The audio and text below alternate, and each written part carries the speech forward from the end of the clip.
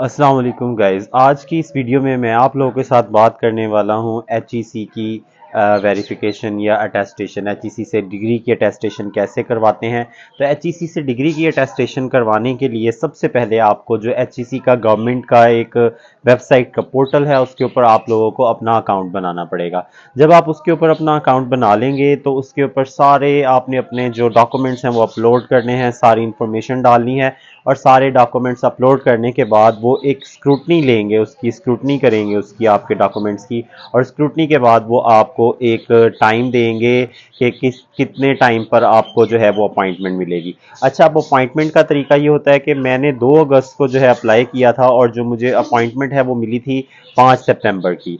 और 5 सितंबर को मैं ऑफिस गया था और ऑफिस में जाकर ऑलमोस्ट 2 से 3 घंटे के अंदर मेरी डिग्री अटेस्ट हो गई थी। ये एंट्रेंस है एचईसी की, ये एमएम आलम रोड पर मौजूद है।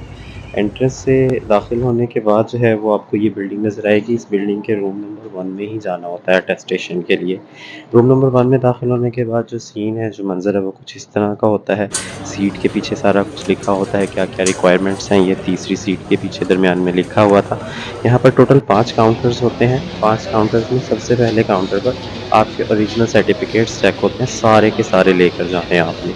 1 पर चेक होने के बाद वो उसको 2 पर भेज देते हैं और आपके जो ओरिजिनल सर्टिफिकेट्स हैं वो आपको वापस दे देते हैं, सिवाय उसके जो आपका रजिस्टर्ड होता है। उसके बाद फ़ीस जमा करने के बाद आपको इस तरह से एक स्लिप दे दी जाती है।